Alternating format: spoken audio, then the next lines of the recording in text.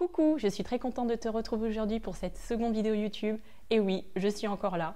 Et je tiens à remercier toutes les personnes qui m'ont encouragée et qui m'ont fait des retours très positifs. Et ça me donne une motivation supplémentaire pour continuer.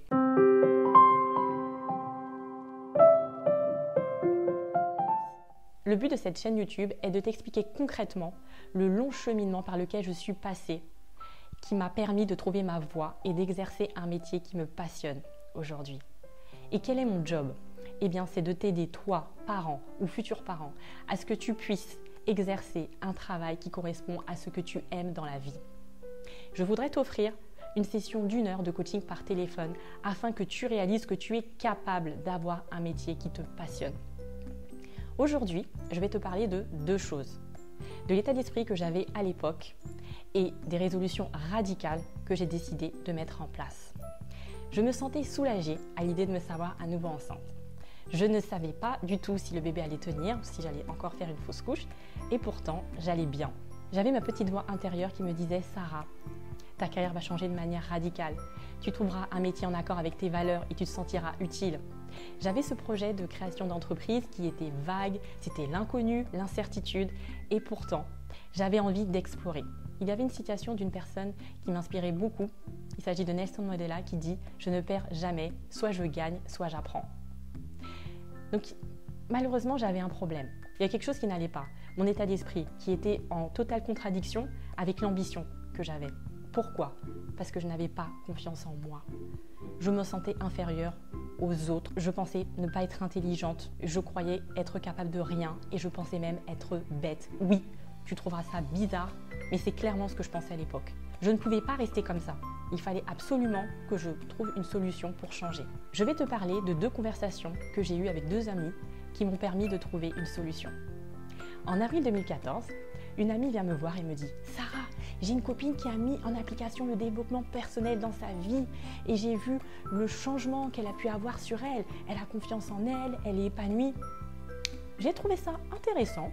Donc, j'ai acheté un livre de développement personnel qui s'appelle Be Fearless en anglais, qui signifie ne pas avoir peur. Et j'ai laissé le livre dans mon placard. Je n'avais pas la motivation de lire.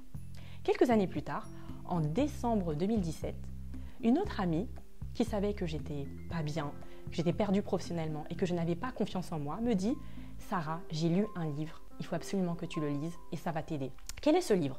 Ce livre s'appelle Miracle Morning. C'est un livre de développement personnel très connu et l'auteur, Hal Elrod, propose de mettre en place une routine matinale composée en 6 étapes avant 8 heures du matin.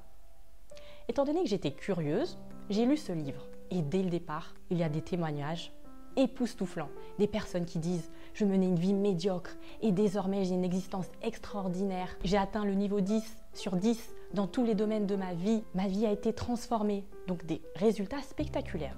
Et je me disais « C'est pas possible, ils mentent. Ces gens-là n'ont pas de problème. » J'avais du mal à croire que cela puisse être possible. Et il y avait un problème, c'est que j'aimais trop dormir. Je n'étais pas du tout matinale. Je me rappelle que lorsque j'étais adolescente, je me réveillais comme beaucoup de jeunes aux alentours de 11h midi et ma mère avait beau passer l'aspirateur vers 9h du matin, je restais profondément endormie. Ensuite, lorsque j'ai rencontré mon mari, j'ai conservé cette habitude de faire des grasses matinées le matin, au point même que mon neveu m'appelait Tata Marmotte. Puis, lorsque notre fils est arrivé, il dormait très mal la nuit, alors j'en profitais pour dormir le matin. Et je me disais, mais comment vais-je faire pour mettre en application ce rituel matinal? Et je cherchais des solutions. Alors, j'ai essayé de mettre en application le Miracle Morning. D'ailleurs, je consacrais une vidéo plus détaillée à ce sujet. Et ça a été la catastrophe. Le soir, j'étais motivée pour me réveiller. Et le matin, lorsque mon réveil sonnait à 6h, je l'éteignais. Au point même que mon mari m'appelait Miracle Sleeping. Et le peu de fois où je faisais le Miracle Morning, je pensais à mon travail, je pensais à mes problèmes. Je n'arrivais pas à être concentrée. Donc, c'était pas du tout efficace. J'ai réalisé le Miracle Morning une fois par semaine pendant 2 mois, alors que l'auteur insiste bien sur le fait qu'il faut le réaliser pendant 21 jours consécutifs. Ça n'a pas marché.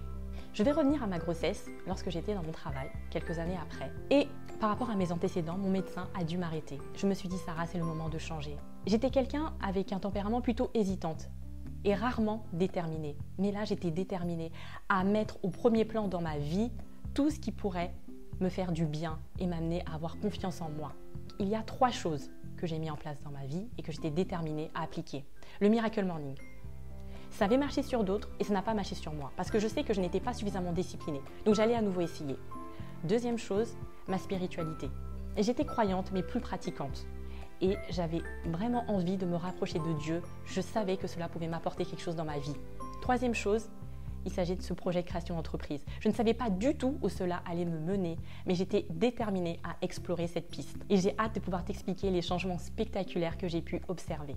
Si tu es dans la situation dans laquelle j'étais il y a quelques années, s'il te plaît, décide de passer à l'action et mettre en place de nouvelles habitudes de vie, une nouvelle routine qui te permet d'avoir confiance en toi et d'utiliser ton potentiel à 100% dans ta vie. Si tu penses que cette vidéo peut aider d'autres personnes, n'hésite pas à partager, à mettre un pouce bleu et à t'abonner à ma chaîne. À très bientôt!